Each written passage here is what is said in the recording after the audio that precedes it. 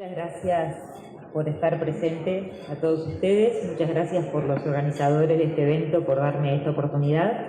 Agradezco a mis compañeros de la mesa, que ya fueron mencionados, pero bueno, quiero dejar de agradecer a la señora ministra de Industria, Elisa Facio, al presidente de ADM, José Abuchaja, secretario de Salud Pública, mi compañero de trabajo de día a día, José Luis Salgián, vicepresidente de ADM, Roberto Bresso, y secretario general de ADM, señor Enrique Schindler. También agradezco a todos los demás que han sido mencionados previamente, pero para no tomar mucho tiempo, voy a dejar los saludos por acá, además con el riesgo de olvidarme de alguien. Solamente quiero agregar un saludo muy especial para el equipo del Ministerio de Salud Pública, mis directores generales, que son nuestra mano derecha, ¿verdad? Que constituimos un equipo realmente con el que da realmente placer trabajar y que son quienes han podido hacer realidad lo que les voy a presentar ahora, que son justamente los hitos de este recorrido por el Ministerio de Salud Pública durante esta gestión 2020-2024, que por supuesto son muchísimos, así que tuve un gran desafío que fue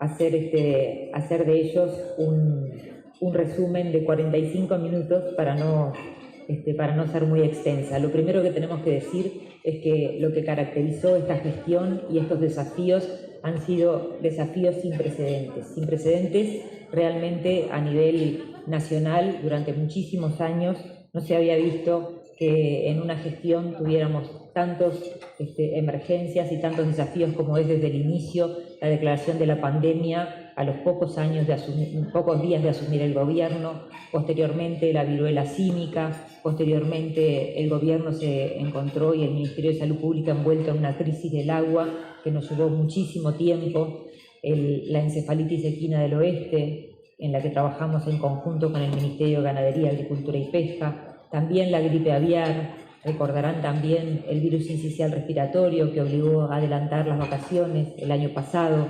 también la aparición de rabia en murciélagos que se detectaron en nuestra capital, y así podríamos seguir con algunos otros más, pero voy a terminar con la crisis de dengue, que fue lo último que nos ha ocupado en este ministerio.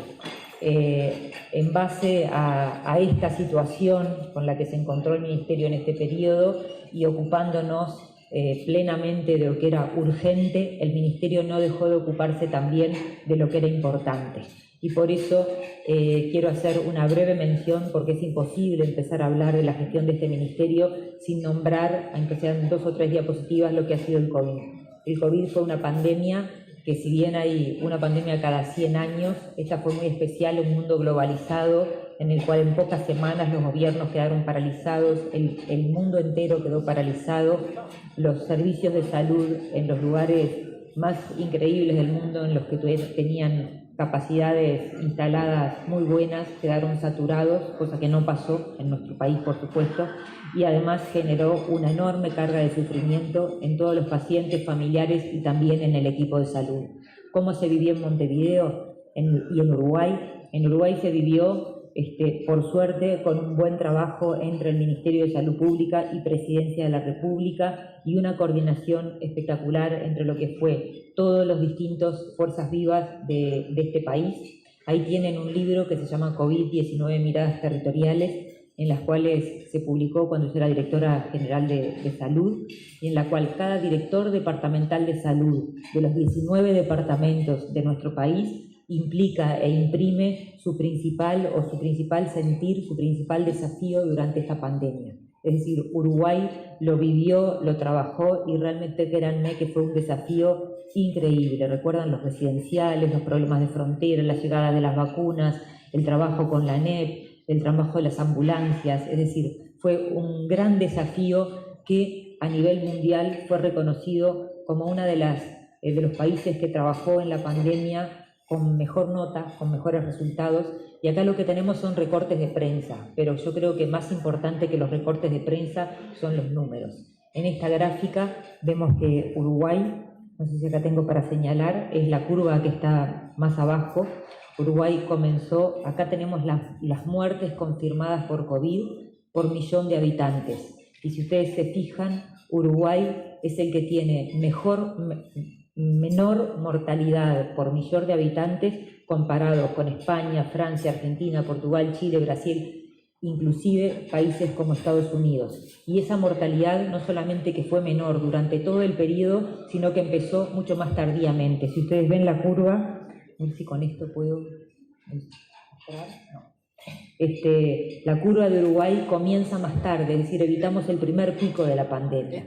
Eso quiere decir que no tenemos dudas de los datos de este manejo de la pandemia que se ha hecho y que además se confirma con un dato, que es el exceso de mortalidad. Yo no sé si ustedes todos saben lo que es el exceso de mortalidad, pero es esa mortalidad que está por encima de la mortalidad planificada para una determinada población en circunstancias normales. Es decir, la mortalidad atribuible a una crisis. Y acá vemos la comparación de los muertos o los fallecidos atribuidos por la crisis del COVID-19 por 100.000 habitantes en Uruguay comparados con Paraguay, Brasil y Argentina. Es decir, realmente Uruguay se destacó no solamente en el mundo, sino en la región y no menos que con esta característica particular. No hubo un colapso del sistema de salud, no hubo un solo uruguayo que requiriera de asistencia especial y que no la tuviera, o un solo fallecimiento que fuera realmente por falta de asistencia. De eso nos tenemos que sentir todos orgullosos, no solamente como ministerio, sino como país.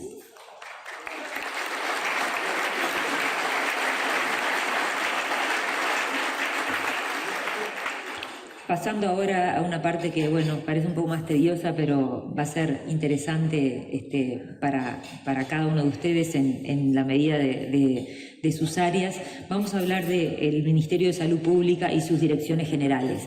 La separación entre las direcciones generales es bastante arbitraria, porque van a ver que muchas veces los programas y las acciones tienen que ver con muchas direcciones en sí, o sea que es una división bastante artificial. Para empezar, vamos a empezar por el principio, la Dirección General de Fiscalización, la última dirección general creada en el año 2020 por una ley, y se creó a razón de la necesidad de fortalecer esa jerarquía que tenía como rol el Ministerio de Salud Pública, de fortalecer lo que era la fiscalización de todas las etapas del sistema de salud.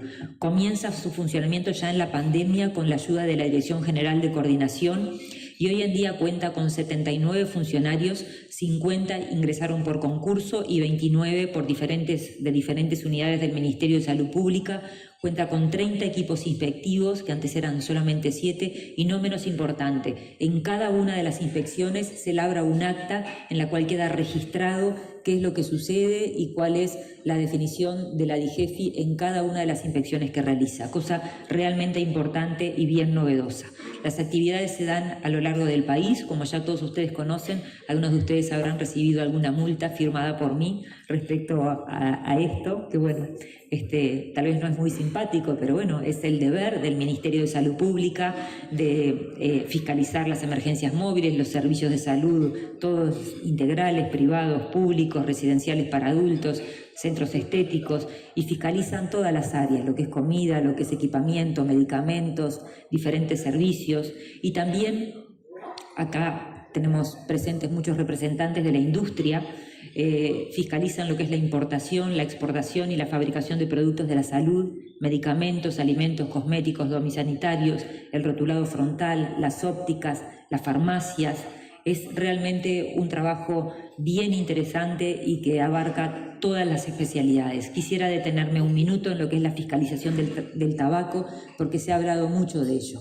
Quiero contarles que el Departamento de Fiscalización, a partir del año 2024, fortaleció mucho lo que es su equipo de fiscalización en tabaco. Tiene actualmente 10 inspectores que son especialmente formados para la fiscalización del tabaco, y hacen la fiscalización de publicidad, promoción, patrocinio, pictogramas, advertencias sanitarias, consumo de trabajo. Han hecho más de cientos de inspecciones, cerca de 1000 inspecciones en este año en distintas áreas, y inspecciones realmente capacitados, con personal realmente capacitado. Además, la Dirección General de Fiscalización realiza actividades que son muy novedosas en el exterior del país. Entrega buenas prácticas de fabricación aquellos laboratorios o aquellas industrias que se encuentran en el exterior. Por ejemplo, hemos tenido la experiencia con Perú y Argelia y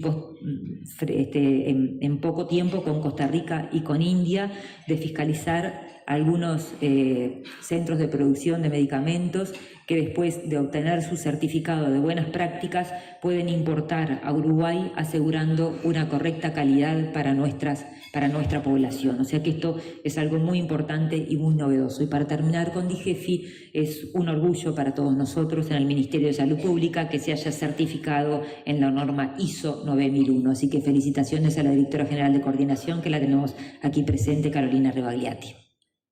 En cuanto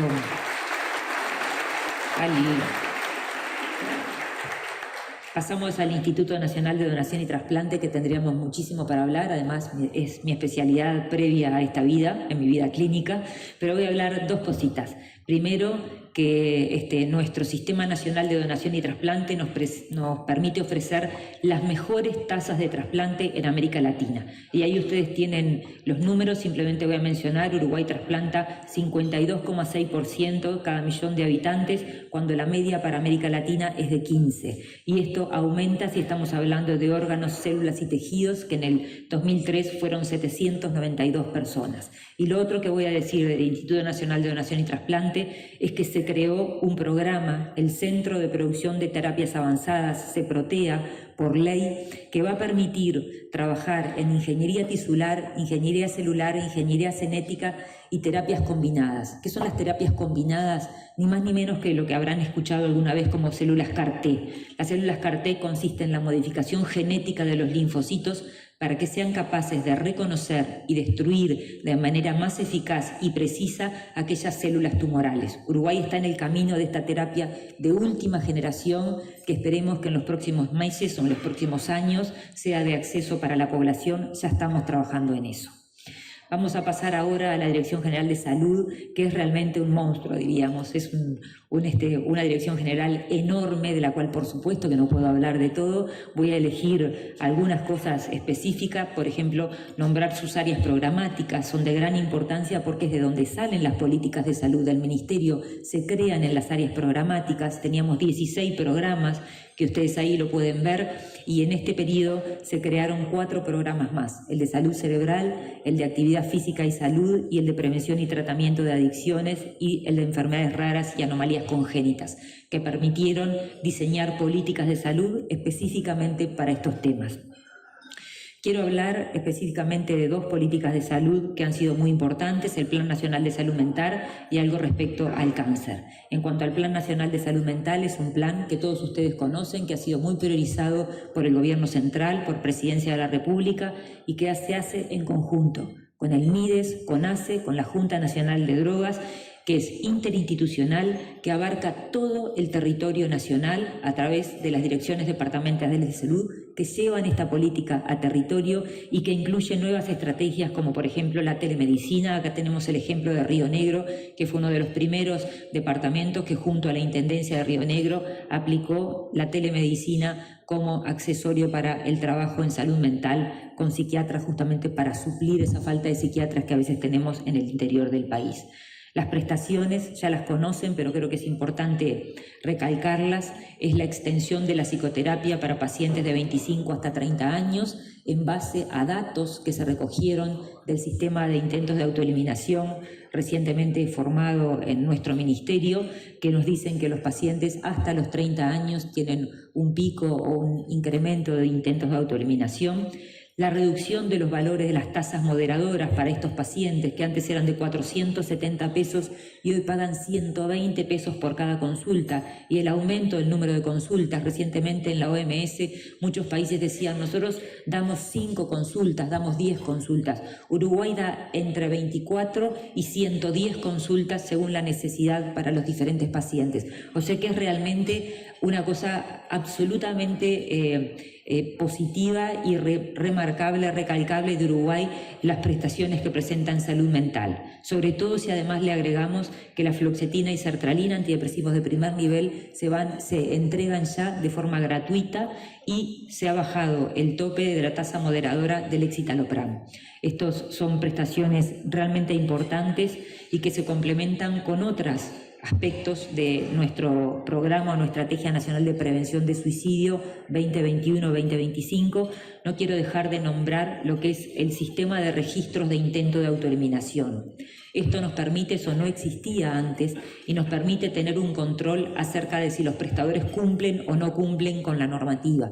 Los prestadores deben de dar atención antes de los 7 días de la realización del intento de autoeliminación y hacer un seguimiento posterior de 6 meses. Cuando eso no se cumple, el Ministerio de Salud Pública inmediatamente lo detecta porque tiene un equipo de vigilancia que está específicamente dedicado para eso y puede hacer el seguimiento de los pacientes y llamarle la atención a los prestadores para que nos ayuden a hacer el seguimiento de estos pacientes, a ver si logramos esa tendencia que, bueno, que hoy en día parecería que es un número aislado, que esperamos que sea una tendencia de la disminución de suicidios en nuestro país. Las campañas de salud mental, además, se han hecho con otras instituciones. Tenemos la campaña Ni Silencio Ni Tabú, la campaña de salud se construye en comunidad, y vemos además acá el equipo de salud mental que está trabajando en todo el territorio nacional con estas campañas de prevención. Es mucho lo que se ha hecho en salud mental, pero también queremos hablar de otros programas. Y elegí el Programa Nacional de Control del Cáncer porque Uruguay tiene como segunda causa de muerte, de fallecimiento en nuestro país, el cáncer. Por lo tanto, es de gran interés. Y quiero empezar por el estudio IMPACT. El estudio IMPACT, ni más ni menos, se pidió por parte del Ministerio de Salud Pública. El Ministerio de Salud Pública pidió a la Institución Internacional de Energía Atómica que hiciera una evaluación de cuáles eran aquellos aspectos para mejorar en el país. Esto no se hizo para castigar al país, se hizo para que el país tuviera oportunidades de mejoras dirigidas. Y eso es lo que se hizo y en lo que se ha trabajado en los últimos años. Por ejemplo, imposible dejar de hablar del cáncer de mama, en el que se han tenido una enorme cantidad de trabajo y que tenemos que destacar lo que es la actividad de los pacientes y de las agrupaciones de pacientes. Acá está marcada la prótesis de mama gratuita para los pacientes operados, la operación del ganglio centinela, la criopreservación de gametos, el ingreso de medicamentos nuevos para cáncer de mama en el Fondo Nacional de Recursos y últimamente y recientemente la resonancia nuclear magnética para pacientes de alto riesgo, que ha sido una introducción al PIAS con la ayuda del Centro CUDIM. Hay otros programas de cáncer que también han avanzado, el cáncer de piel, la vacuna contra el cáncer, contra el HPV, que es segura, eficaz y que es una de las puntas más importantes de lo que tiene Uruguay hoy en día, que es un programa intenso para la erradicación o para la disminución del cáncer de cuello uterino. Es muy importante la vacunación, la ampliación del espectro de vacunación que se ha realizado, y este decreto, el decreto que cambia el screening o el tamizaje de HPV del Papa Nicolau por HPV. El tamizaje de HPV previene que Uruguay sea, en realidad permite que Uruguay sea uno de los pocos países que a nivel de la Organización Mundial de la Salud esté en camino de lograr las metas internacionales de 90, 70, 90 respecto a el cáncer de cuello uterino. Eso también nos tiene que sentir orgullosos como uruguayos. Y bueno, para mencionar el cáncer de pulmón, que habitualmente tiene diagnóstico tardío, hay un plan piloto para detección temprana del mismo con tomografías de baja dosis, y también se han hecho varias guías de tratamiento del cáncer, por ejemplo, cuello uterino o cáncer de colon. O sea que el trabajo en cáncer ha sido muy fuerte y no podemos dejar de mencionar los logros en la radioterapia. Ustedes todos recordarán que la radioterapia fue muy criticada porque se decía que Uruguay tenía unos equipamientos de radioterapia que eran obsoletos. Bueno, se han hecho muchas incorporaciones, tanto en lo público como en lo privado. Hoy Uruguay cuenta con un plantel de aceleradores lineales, tanto en ACE, como en lo privado, y hoy en día se ha conseguido que la Organización Internacional de Energía Atómica prometa y vaya a entregarle al Hospital de Clínicas, hospital formador de recursos humanos, otro acelerador lineal que también es muy importante. También se creó la Comisión Nacional de Radioterapia para mejorar recursos humanos y tecnológicos. Eso en cuanto a las áreas programáticas. En cuanto a DIGESA, voy a nombrar dos cosas de epidemiología. Epidemiología podríamos decir que es parte del corazón de la DIGESA, y acá vamos a nombrar que se está trabajando y ya se creó una nueva plataforma de vigilancia epidemiológica. La vigilancia epidemiológica, como hablábamos recién, la salud pública, es un pilar de la salud pública para controlar la salud en toda la población, y esto nos permite una imagen completa de la situación sanitaria del país. Además, se ha continuado con el entrenamiento de los epidemiólogos en los programas de entrenamiento de epidemiología de campo que comenzaron hace ya años y que siguen hoy en día formando a nuestros epidemiólogos. No puedo irme sin hablar del dengue. El dengue realmente es algo que aumentó notablemente este año y que seguramente aumente el año que viene. Uruguay cuenta con más de 1.300 ovitrampas distribuidas en más de 17 departamentos que se revisan semanalmente. Semanalmente se ve qué cantidad de huevos depositados en las ovitrampas son de Aedes aegypti. Y esto nos permite ni más ni menos que hacer un mapeo de las zonas del país calientes respecto a Aedes aegypti y de hacer una curva temporal de cómo va evolucionando el mosquito a nivel de las distintas áreas de nuestro país, y por lo tanto dirigir las acciones del Ministerio de Salud Pública hacia esas áreas más contaminadas o que tienen mayor cantidad de mosquitos. En cuanto al Plan Integral de Salud Mental, que es algo el Plan Integral de Asistencia en Salud, el PIAS, que es algo que ocupa y preocupa mucho a los prestadores, se ha hecho una cooperación técnica con la Organización Mundial de la Salud y la OPS para actualizar el mismo. El mismo hace tiempo que no se revisaba, se revisó, se vieron las cosas que hay que desincorporar, las que hay que incorporar, y eso fue el primer paso para una segunda etapa que es la digitalización del PIAS. Y esto es una avant premiere porque el 17 de este mes se va a hacer el lanzamiento de esto. El PIAS va a ser un PIAS digital, vamos a pasar del formato PDF a una plataforma en la que van a tener acceso, va a ser accesible para todos aquellos que tengan un dispositivo con conexión a Internet, y va a estar actualizada en tiempo real. Se van a actualizar aquellas prestaciones que se bajan y que se suben al PIA en tiempo real. Es realmente un gran avance para nuestro país y va a permitir que aquellas personas que quieren hacer una búsqueda, por ejemplo, acá tienen fertilización. La búsqueda en fertilización nos da 3 prestaciones del PIAS, con quién las cubre y cuál fue la normativa que incluyó esas prestaciones al PIAS.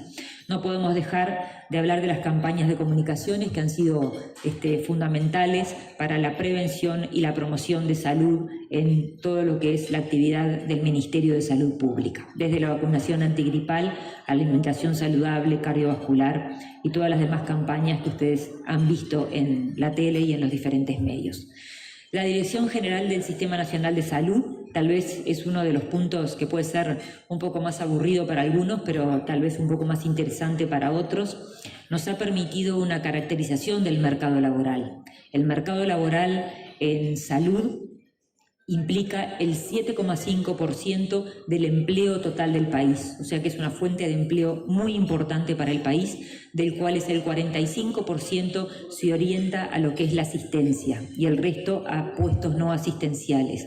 El 76% de los trabajadores son mujeres y hay un 75% de multiempleo a nivel de los médicos y un 35% de multiempleos a nivel de licenciadas de enfermería. Este y otros datos nos permiten caracterizar los trabajadores de salud que tenemos y dirigir las medidas para el incentivo de los mismos y para la distribución de los mismos basado en las características que tienen. O sea que ha sido una herramienta muy importante. En cuanto a la distribución territorial de los mismos, que es otro dato que se ha podido sacar de DEMPESA, es que, bueno, como ustedes ven acá son cargos equivalentes de tiempo completo que muestran que Montevideo, Canelones, Colonia y Rocha son de los departamentos que tienen más concentración de médicos por habitante, pero hay una gran disparidad en todo el país. Esto es un tema relevante y difícil de solucionar. Se ha visto que el abordaje tiene que ser multidisciplinario y multisectorial. Muchos de ustedes, de los prestadores de salud, tienen la experiencia de haber incrementado los sueldos de determinadas especialidades hasta niveles realmente muy altos. Igual, a pesar de eso, no se consiguen especialistas. Eso me imagino que les ha pasado a muchos de ustedes. ¿Por qué? Porque es más difícil radicar un especialista que está formado en Montevideo y llevarlo nuevamente al interior que formarlo en el interior del país. Entonces, tal vez las estrategias nuevas tienen que ir justamente buscar a la formación de empleo en el interior del país. Estas gráficas son difíciles de comprender, por lo que voy a resumirlas. Ustedes acá ven los puntos rojos que están en la mayoría de las especialidades, son todas las especialidades médicas de nuestro país y están distribuidas por sector, norte, este, oeste y sur, y van a ver que el sector sur tiene la mayor cantidad de especialidades concentradas en Montevideo. También se ven las líneas punteadas y la línea entera, que habla de la diferencia que hay entre los cargos de especialistas de tiempo completo y del número de especialistas, en las cuales habría una brecha, habría posibilidad de aumentar las horas de especialista en algunas especialidades como para mejorar la cobertura. Esto no es tan claro en las especialidades anestésico-quirúrgicas, pero bueno, es una de las cosas a plantear como para mejorar la cobertura de los especialistas. Esta gráfica es interesante, que miren la del medio.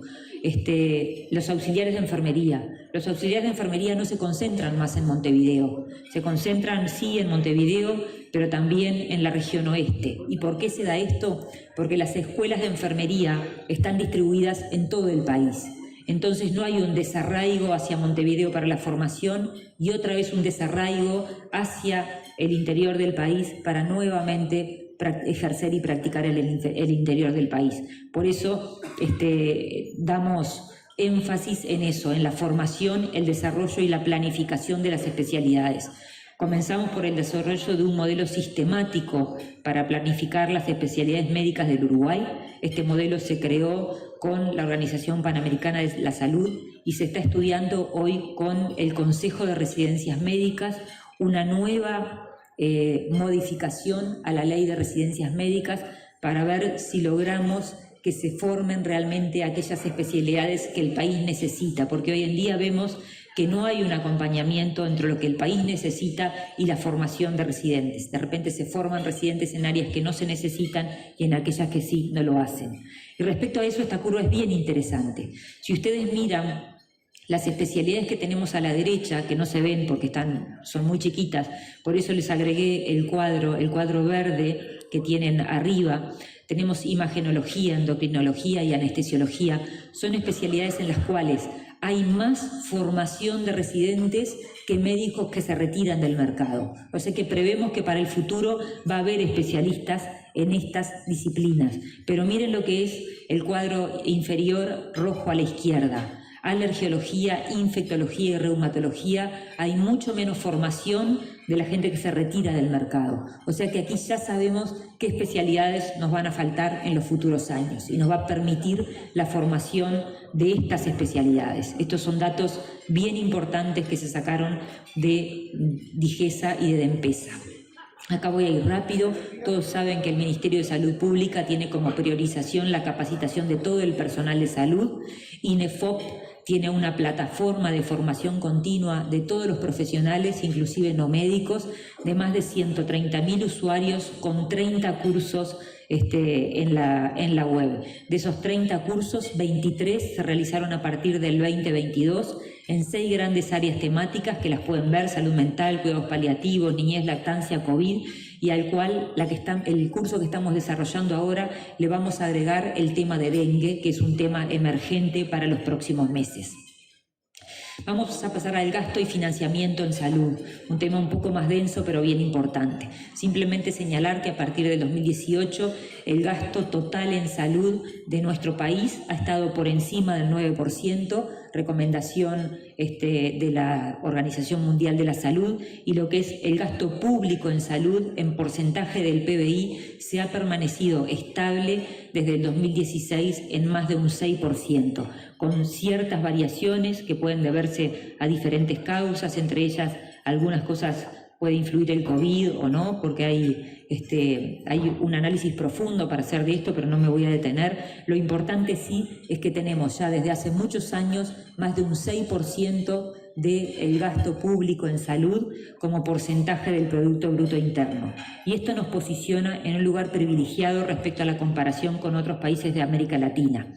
Uruguay obtiene el mejor lugar tanto en lo que es el gasto per cápita, en la gráfica que tienen a la derecha, $1.600 per cápita en salud, y en la gráfica que tienen a la izquierda, 6,9 del gasto público en salud en el 2021. Estos son valores mejores que Colombia, Argentina, Costa Rica, Chile, Brasil, Paraguay, inclusive Perú.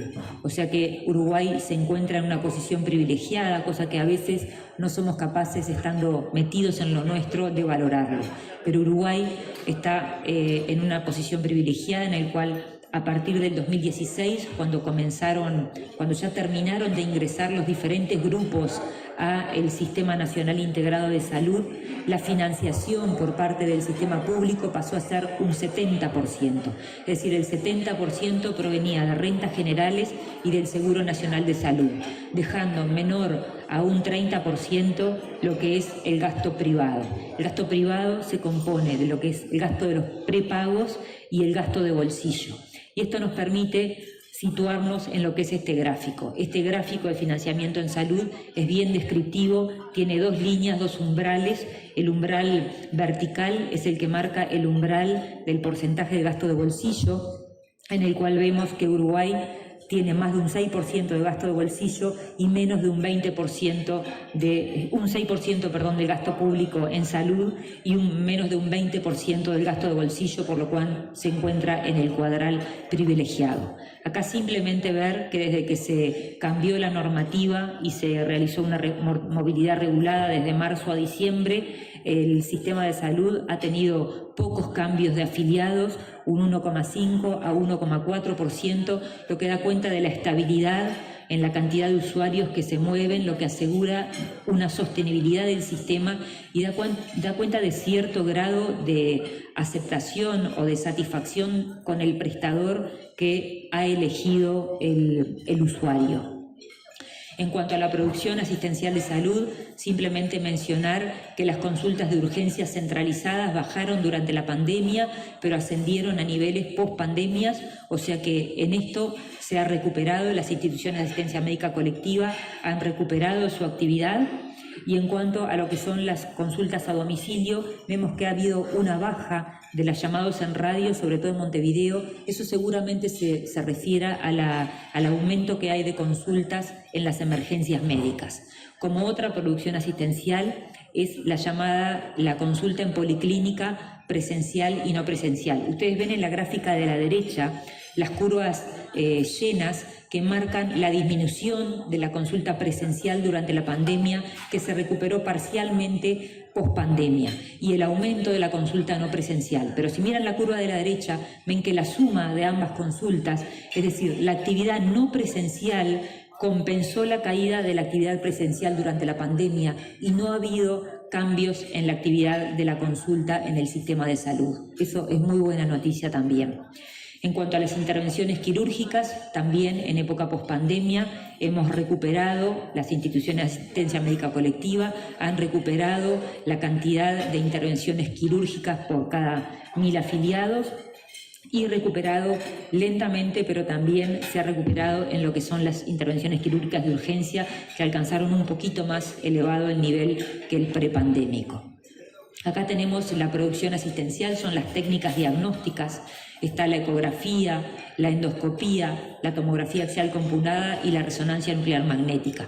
Las instituciones de asistencia médica colectiva han continuado un ascenso permanente en proveer estas técnicas diagnósticas. Sin embargo, es importante recordar, porque acá podemos pensar, bueno, esto justifica el aumento del gasto en las instituciones de asistencia médica. Se ha hecho un estudio en cuanto al gasto y se ha visto que entre las resonancias y las tomografías computadas explican menos de un 3% del gasto operativo de las instituciones de asistencia médica. Y hablando del gasto operativo, acá tenemos una tabla y una gráfica que muestra que en el 2023 el resultado operativo del sector ha sido positivo. El resultado operativo ha sido 0,29%, esto no quiere decir que no haya diferencias entre las distintas instituciones, y el resultado del ejercicio también ha sido positivo. O sea que estamos en una situación de estabilidad en el sistema, en el cual, por supuesto, que hay algunas instituciones, de las 10 instituciones que han tenido resultados totales deficitarios, 3 se encuentran en Montevideo y 7 son del interior. Y como ustedes ven en la gráfica, las instituciones del interior históricamente siempre han mostrado mejores resultados operativos, es la gráfica azul, que la gráfica roja, que son las instituciones en Montevideo. Otro índice importante es la capacidad de repago. El repago es la cantidad de meses necesarios para cubrir la deuda que tiene la institución. La capacidad de repago se ha mantenido constante del 2019 hasta ahora en todo el sector. También hay una gran diferencia entre diferentes instituciones, pero el sector en sí se mantiene estable, de la misma manera que la deuda por afiliado, que ha sido 19.000 pesos desde el 2019 hasta el 2023, lo que da cuenta de la estabilidad del sistema. En cuanto a las listas de espera quirúrgica, que es algo que se ha hablado muchísimo, que la prensa ha preguntado permanentemente, lo que queremos destacar es que no es que antes no existieran listas de espera quirúrgica, siempre existieron, siempre existió espera quirúrgica. Lo que pasó fue que a partir del año 2022 se creó una lista de espera quirúrgica, se creó un registro en el cual sabemos cuándo el paciente entra a lista, cuándo sale de lista, por qué se opera, cuáles son sus características demográficas, y es justamente el primer paso para comenzar a trabajar en esta disminución de la espera quirúrgica que cada uno de los usuarios del sistema de salud se merece. Ahora vamos a ir rápidamente porque no las voy a leer todas, pero es muy importante saber que se han incorporado en este periodo muchas prestaciones, algunas de ellas a los prestadores de salud. Por parte de los prestadores de salud hay 12 prestaciones, de las cuales verán que la mayoría son en el año 2023 y 2024, muchas de ellas las nombré: vacunas de HPV, tamizaje para la hepatitis C y la salud mental, pero otras de ellas se han incorporado a partir del Fondo Nacional de Recursos. Hay 8 procedimientos, en el cual voy a nombrar los 2 últimos: la cirugía fetal y los estudios genéticos preimplantacionales, que son realmente muy beneficiosos para toda la población y que tenemos que recordarlos, tal vez sean de la parte más importante de la gestión de este ministerio, y que no termina acá. Sigue con la incorporación al PIAS y al FTM de más de 11 medicamentos de alto costo, la mayoría de ellos para cáncer, pero también para otras enfermedades como dermatitis atópicas o uveitis, y también la ampliación de técnicas por parte del Fondo Nacional de Recursos, técnicas que existían pero que ahora se amplían a la población. Creo que esto es algo bien importante, y que se han nombrado 3 centros de referencia: el Centro Nacional de Quemados en el Hospital de Clínicas, el Centro de Implante Coclear, que ahora permite hacer implante coclear bilateral, que antes no se permitía, en el Hospital Británico, y en el CRENA de ser el Centro de Referencia Nacional de Malformaciones Congénitas. Pasamos ahora a lo primero, la Dirección General de Coordinación. ¿Por qué digo lo primero? Porque yo fui encargada de la Dirección General de Coordinación en el primer tiempo que estuve en el Ministerio de Salud Pública. Y bueno, la Dirección de Coordinación es ni más ni menos que el Ministerio de Salud Pública en el territorio. ¿A través de qué? A través de sus 19 directores departamentales que trabajan y que se han fortalecido durante la pandemia y hoy en día trabajan en diferentes áreas: en la coordinación entre prestadores, en la ejecución de políticas públicas en el territorio, como vamos a ver ahora algunos ejemplos, en la coordinación dentro de los departamentos, y también en la coordinación no solamente interinstitucional del país, sino en la coordinación fuera del país, con otros países. Eso hace la Dirección General de Coordinación. A veces es algo que no se ve, pero es sumamente importante. Para empezar, la coordinación entre prestadores, como todos ustedes conocen, los convenios de complementación. Los convenios de complementación en general se hacen entre ACE y alguna institución privada, son muy comunes en el interior del país, algunos de ellos funcionan muy bien, otros hay que mejorarlos. Tenemos aquí un espacio de mejora importante, pero se ha hecho un excelente trabajo en la DIGECOR de registro de cada uno de estos convenios y de refirma de aquellos que estaban vencidos. Como por ejemplo, mencionamos simplemente el convenio de los LPEM que se hizo durante la pandemia de COVID, en el cual cada prestador atendía un establecimiento de larga estadía para personas mayores, disminuyendo enormemente el riesgo de contagio de estas personas al ser atendidas por un solo prestador. Ahí hay que agradecerle a todo el sistema de salud y a los prestadores privados y públicos por haber realmente colaborado con el Ministerio de Salud Pública en este excelente convenio de complementación. Como segundo, ejecución de políticas públicas. Esas políticas públicas que vimos al principio que se hacían a partir de los programas, ¿se acuerdan los 20 programas que tiene el Ministerio? Bueno, esas políticas públicas hay que llevarlas al territorio. ¿Y cómo se llevan al territorio? A partir de las direcciones departamentales de salud. Acá quiero comentar una que para nosotros ha sido fundamental, que ha sido el caso de Familias Fuertes. Familias Fuertes es un programa que tiene como objetivo el fortalecimiento de los lazos familiares, la mejora en la comunicación y prevenir conductas de riesgo de adolescentes, es decir, prevenir el consumo de drogas y prevenir cualquier conducta de riesgo, como por ejemplo los intentos de autoeliminación. Por eso nos parece una política sumamente importante que se lanzó en el año 2022, en el que participaron diferentes instituciones, INJU, INAU, Junta Nacional de Drogas, UTE, ANTEL, OCE, instituciones que están presentes aquí y a quienes agradecemos, y que ha sido un programa que originalmente era de la OPS, pero que la Cátedra de Pediatría y de Medicina Familiar la adaptó para nuestro país. Es un programa adaptado para nuestro país que tiene alcance nacional, que en junio de este año va a alcanzar todas las localidades, todos los departamentos del país, alcanzando a más de 1000 familias, y esperamos que sea una política que prosiga independientemente del gobierno al que le toque llevar adelante este país próximamente, porque es una política que ha dado excelentes resultados. Son talleres que se hace con los adolescentes y con sus adultos responsables que pueden ser padres, que pueden ser madres, que pueden ser las dos, padres y madres, o que pueden ser hermanos, como vamos a ver ahora, pero que lo más importante son los resultados. Se han medido las dimensiones, la comunicación efectiva, los vínculos familiares, las reglas y lo que es la determinación y la autodeterminación de los jóvenes, y en todos ellos se ha visto que pre-programa y post-programa ha habido un aumento impresionante en lo que son estas dimensiones. Y tal vez más demostrativo es lo que dicen nuestros jóvenes después de terminar el programa. Estas son las palabras de los jóvenes que se repiten cuando quieren decir qué sintieron con el programa Familias Fuertes: respetar, comunicación, dialogar, comunicarme, entenderse. Esto es algo bien importante y que se expresa acá. Lamentablemente teníamos audios, porque es muy emotivo escuchar los testimonios de las familias, pero bueno, los audios no se escuchaban muy bien. Entonces, simplemente mencionar que esta familia monomarental expresa que para ellos fue un gran cambio, que no se daban amor, fíjense, no había amor entre ellos expresado, y que ahora pasan mucho tiempo juntos. La segunda familia es una familia constituida por 2 hermanos mayores que crían a su hermana y que tenían necesidad de comprenderla y de acercarse. Y el tercero es el poder y la importancia de la comunicación, que fue reconocida por el adolescente que en ese momento realizó el curso. Como tercero, de la Dirección General de Coordinación, no puedo dejar de hablar de lo que fue el programa Pueblo a Pueblo.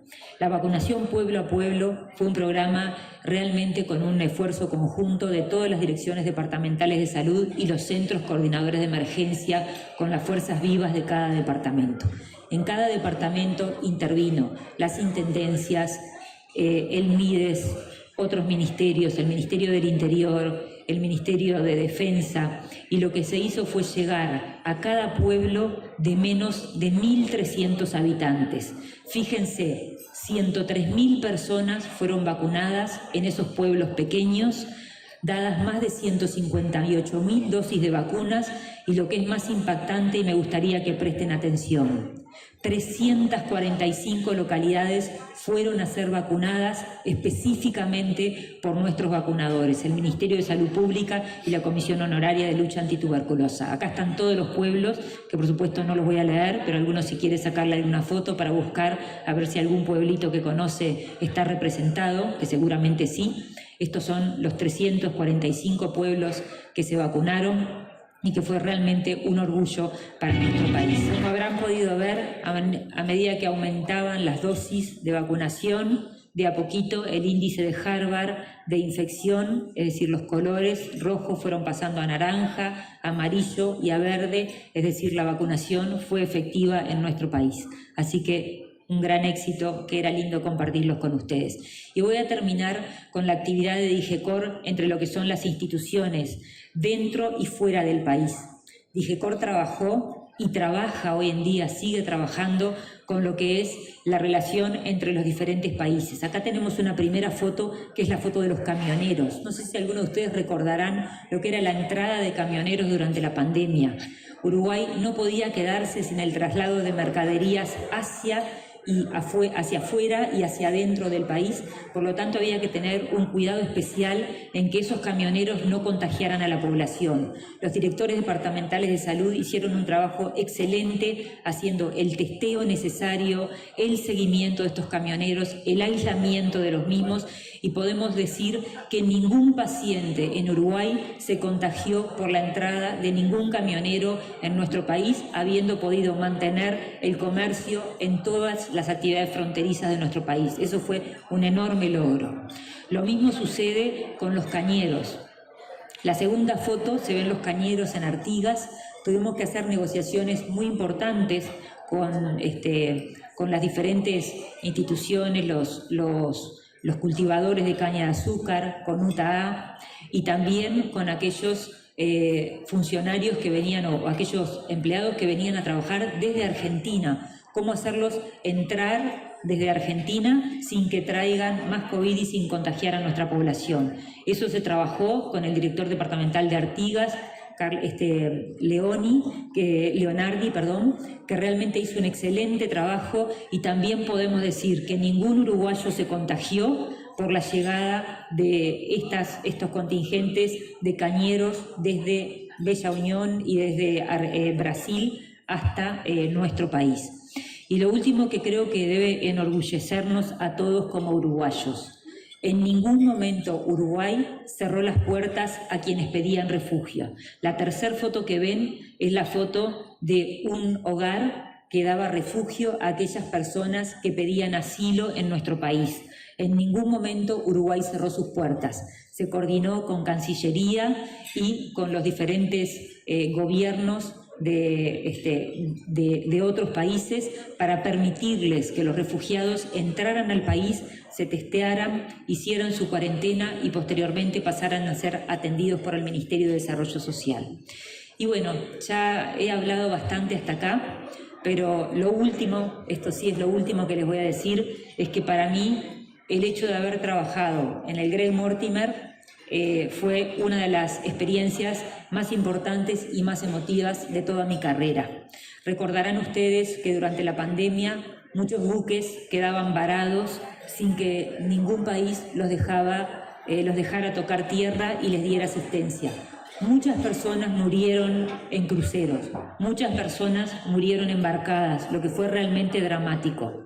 Uruguay tiene que sentirse orgulloso, no solamente como Ministerio de Salud Pública. Uruguay tiene que sentirse orgulloso como país, porque no solamente todo el gobierno, la Cancillería, el Presidencia y demás aceptamos recibir a esta gente como debíamos hacerlo según el Reglamento Sanitario Internacional y según las normas de ética y de humanidad de nuestro país. Eso fue lo que sucedió con el Greg Mortimer y creo que tal vez es lo más lindo para terminar en esta.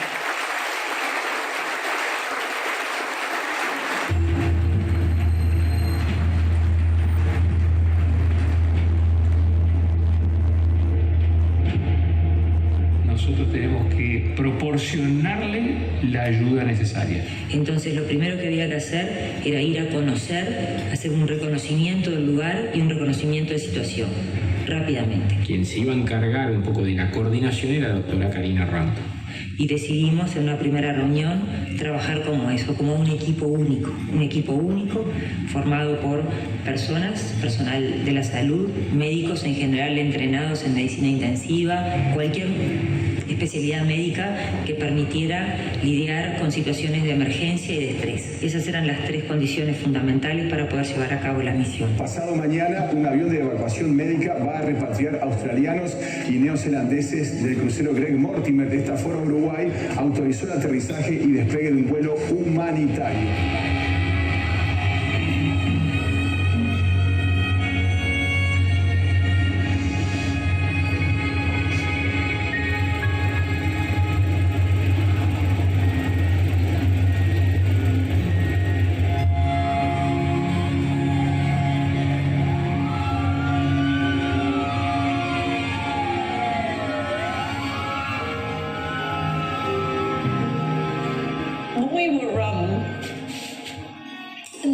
Going towards the airport. They planned it for midnight so that everybody would be asleep, but people came in the streets waving, and they had amazing placards saying travel safe and come back, and it was amazing.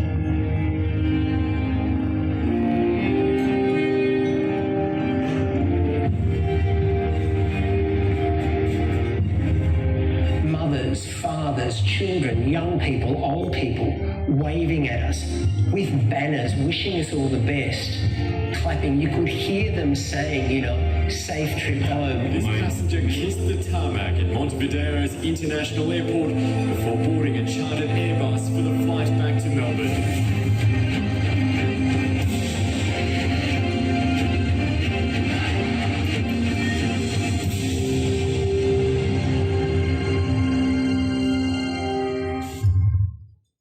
Muchas gracias.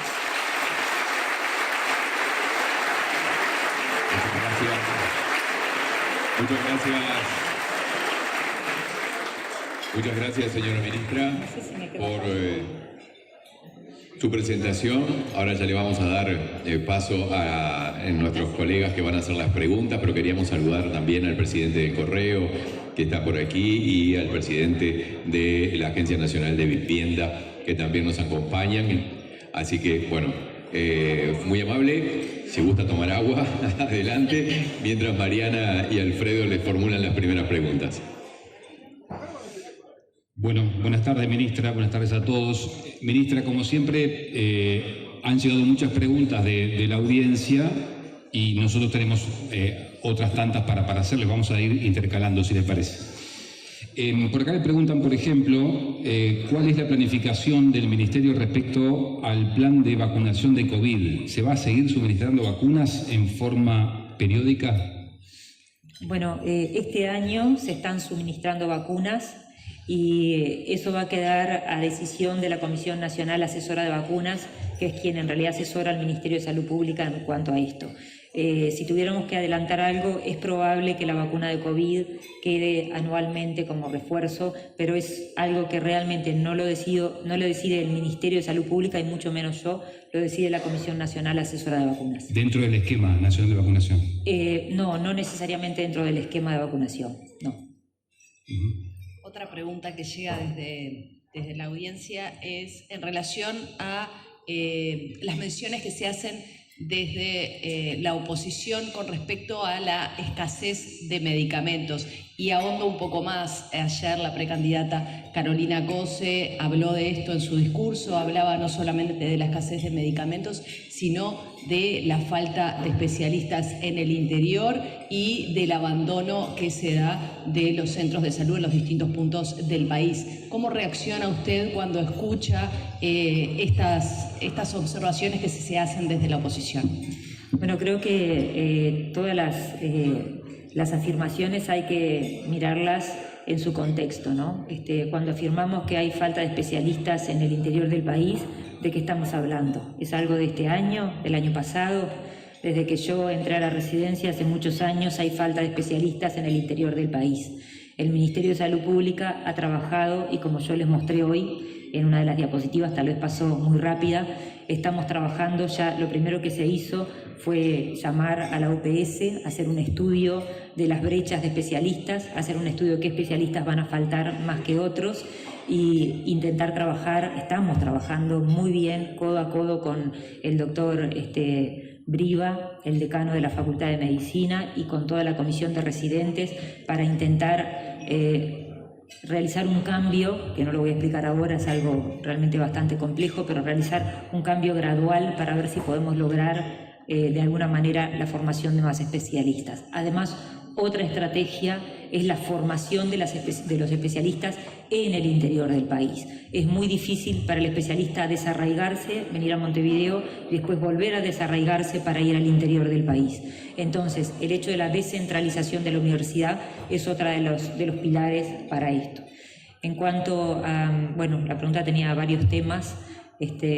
Los medicamentos. Los medicamentos, se ha trabajado en que los medicamentos sean más accesibles, haciendo un programa muy interesante en el cual ACE puede prescribir los medicamentos y los pacientes de ACE pueden retirarlo a nivel de las farmacias. O sea que habría que ver exactamente a qué se refiere con esa afirmación y si realmente está hablando de lo que está sucediendo ahora, lo que sucedió antes, o porque ahora tenemos realmente acciones respecto a ese tema que se han hecho, y se han hecho a partir de ACE principalmente, pero también respaldadas por el Ministerio de Salud Pública. Ministra, ¿cómo es el estado actual o cómo definiría usted el estado actual de las infecciones respiratorias? Hoy aparece un informe del Ministerio de Salud Pública que habla que estamos en zona de brote. ¿Qué significa exactamente esto? Y le agrego, ¿se está pensando eventualmente de apelar a la medida del año pasado, adelantar las vacaciones ahora julianas? Sí, las infecciones respiratorias han tenido un aumento un poco precoz respecto a lo que fue el año anterior. Todavía es temprano para evaluar cómo se van a comportar en el resto del periodo del invierno, pero es algo que se está monitorizando. Nosotros tenemos 8 centros centinelas del Ministerio de Salud Pública que están permanentemente monitorizando no solamente la cantidad de infecciones respiratorias, sino los virus que están circulando. Eso está bajo control, se sabe que hay un leve aumento, por ahora no está planteado adelantar las vacaciones de junio y por ahora, si bien hay un estrés en el sistema de salud, por eso no estamos en situación de tomar ninguna medida extrema. Estamos controlando este hecho a través de los centros de control del Ministerio. ¿No será necesario agregar más camas, por ejemplo? Siempre se agregan más camas en lo que es el plan invierno. El plan invierno lo realizan todos los prestadores de salud y para eso agregan más camas y más personal. Eso es algo que ya está instalado desde hace muchos años en nuestro país y que este año se va a hacer al igual que se hace todos los años. Otra pregunta que llega de la gente tiene que ver con un punto que usted hacía referencia recién en su exposición, que es la incorporación del test de HPV al PIAS, y lo que preguntan es, bueno, ¿cuál es la importancia, cuál es la relevancia, qué es lo que esto cambia en definitiva? Bien, es una pregunta bien interesante porque el test de HPV es un test que detecta de manera más precoz la posibilidad de tener cáncer de cuello uterino. El cáncer de cuello uterino está muy relacionado con el virus del HPV y por lo tanto estas dos medidas que ha aplicado Uruguay recientemente, que son la extensión de la vacunación para mujeres y para hombres de hasta 26 años, es muy importante, y también el hecho de que se incluya la determinación del HPV en mujeres, que no es tan sencillo como para explicarlo en este momento. Hay toda una guía que según el estado vacunal de la paciente, a qué edad empieza con test de HPV, a qué edad empieza con Papá Nicolau, y después de los 30 años sí, todas las mujeres pasan a test de HPV. Eso no quiere decir que se suplante del todo el Papá Nicolau. Algunas personas van a requerir algún PAP, eso va a estar bien establecido, los médicos lo van a conocer, y la importancia que tiene justamente que es una de las medidas para evitar la progresión del número de cáncer de cuello uterino y, en lo posible, para las metas 2030, tratar de disminuirlo. Esto sería uno de los cánceres que podría ser eliminado si se trabaja conscientemente. Por eso Uruguay ha puesto mucha energía en eso y realmente yo vengo recién de la Organización Mundial de la Salud, en el cual Uruguay fue invitado a hablar de este tema y realmente pueden sentirse orgullosos como país porque somos de los pocos países del mundo que tenemos estas prestaciones y que ya las hemos incluido al PIAS. De alguna manera, esta pregunta que también llega de la gente está asociada a lo que usted está diciendo, ministra. ¿Dónde está, le preguntan, el principal déficit en tratamientos oncológicos y qué proyecciones hay? Bueno, había un déficit en el tratamiento oncológico, en la radioterapia, lo que fue evaluado en el estudio IMPACT, que yo expliqué cuando hablé en mi presentación. Hoy en día estamos muchísimo mejor.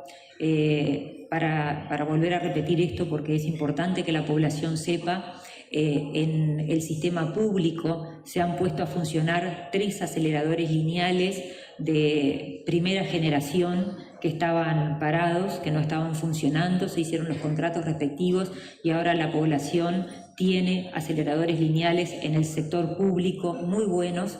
También se logró que la Asociación Internacional de Energía Atómica donara un acelerador lineal Electra de última generación para el Hospital de Clínicas, o sea que ahí vamos a tener nuevamente otro punto importante y además también no menos importante porque la gente que se atiende en el sector privado también tiene que estar bien atendida. Ha habido cambios en los aceleradores lineales de varios centros privados que han determinado que la radioterapia, que era uno de los puntos que se hablaba como déficit en el tratamiento oncológico de nuestro país, haya mejorado sustancialmente y vaya a continuar mejorando en los próximos meses.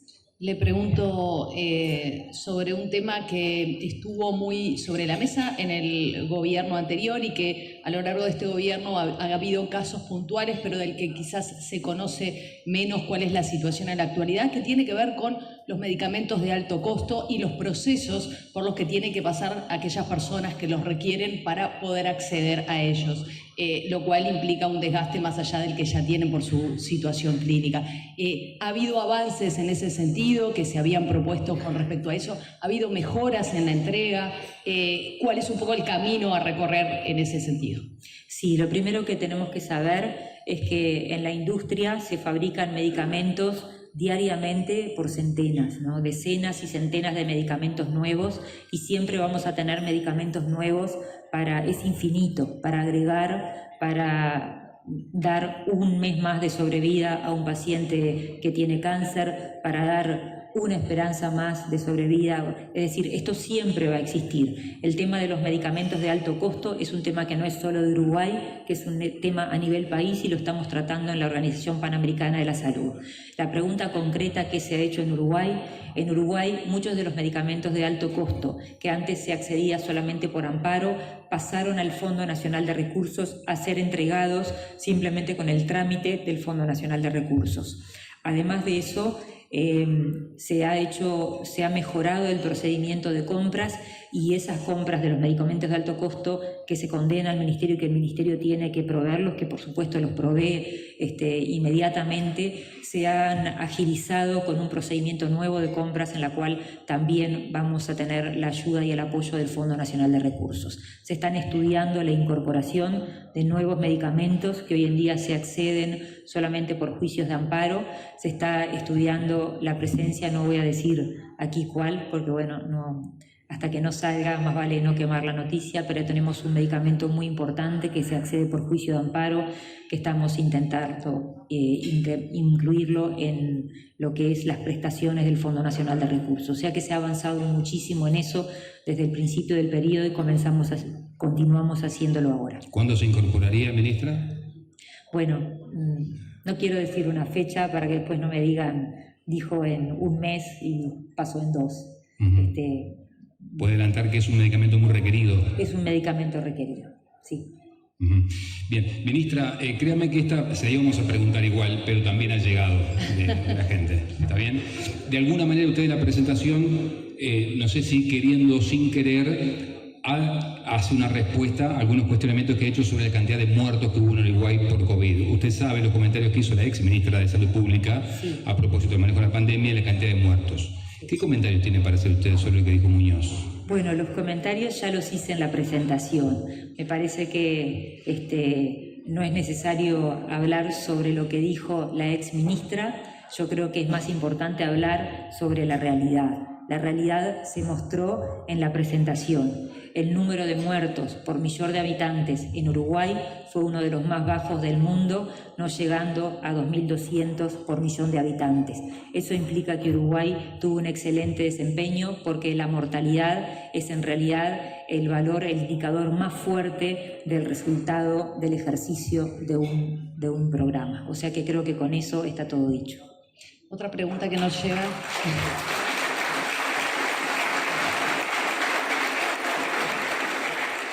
Otra pregunta que nos llega es en relación a la baja vacunación de la que se viene hablando con respecto a la gripe y consultan si quizás el hecho de que algunos prestadores de salud, algunas mutualistas pidan una agenda previa para ir a vacunarse haya conspirado para que se pudiera dar un mejor nivel de vacunación.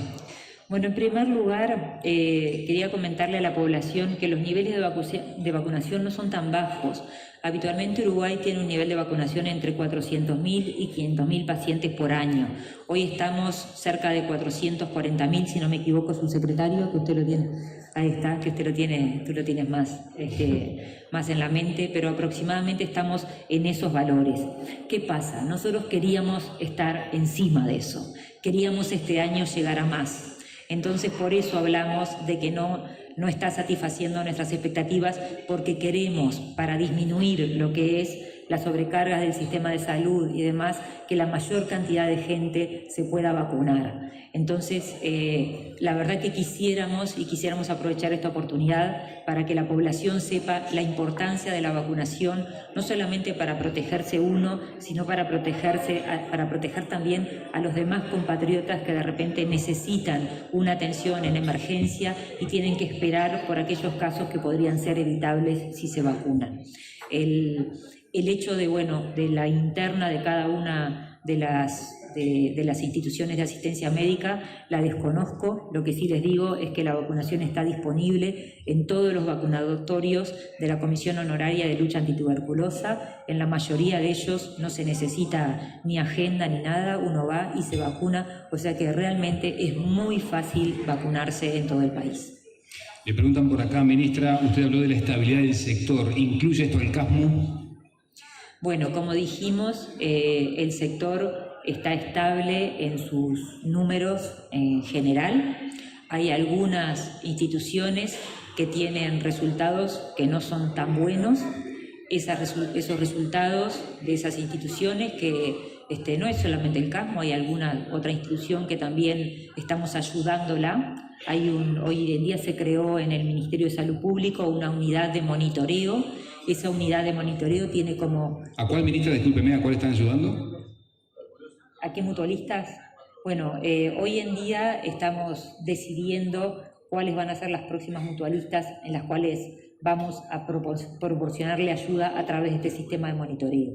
Este sistema de monitoreo implica que podemos poner personas del Ministerio de Salud Pública para apoyar en la gestión a aquellas mutualistas que lo necesitan. Y bueno, estamos viendo y seleccionando cuáles en base a la situación de cada una de ellas. ¿Son más de una? Todavía no lo tenemos decidido, sí son más de una. Le pregunto por uno de los puntos a los cuales usted también se refería, que tiene que ver con salud mental y las estrategias que se han desplegado en ese sentido, además de la inversión y todo esto que usted explicaba del registro de intentos de suicidio y ese seguimiento que se hace a los prestadores además. Hasta ahora, y desde que esto empezó a implementarse, hay información, hay datos que puedan servir como base para una mejor definición de políticas en este sentido, para tratar de entender mejor ese fenómeno en particular que se da en nuestro país. Sí, ya hay datos.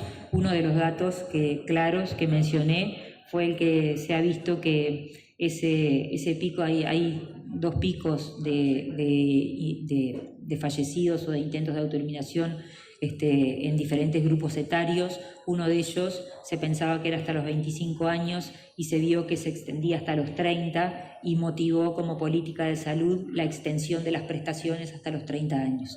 Además de eso, se están estudiando, es un sistema que empezó hace un año y poco, y por lo tanto, para tener resultados claros hay que esperar un poquitito más para hacer un análisis que sea realmente significativo. Si no estamos haciendo análisis muy parciales de mes, necesitamos un tiempito más para analizar la demografía de esos pacientes que hacen el intento, para ver hacia dónde hay que apuntar la terapéutica y las políticas.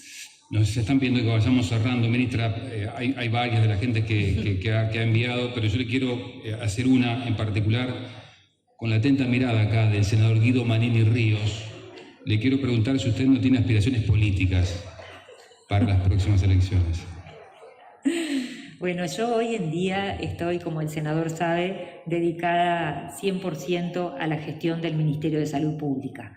Mi objetivo hoy es que el Ministerio de Salud Pública llegue con los mejores resultados posibles, según mi buen saber y entender, al final del periodo, y en eso estoy concentrada. Por supuesto, apoyo a mi partido y al senador, y estoy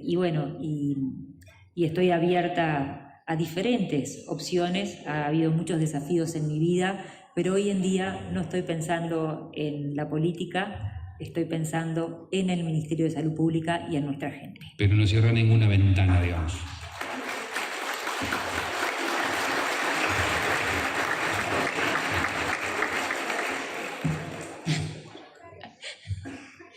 Es un silencio que uno lo interpreta. Muchas gracias, ministra.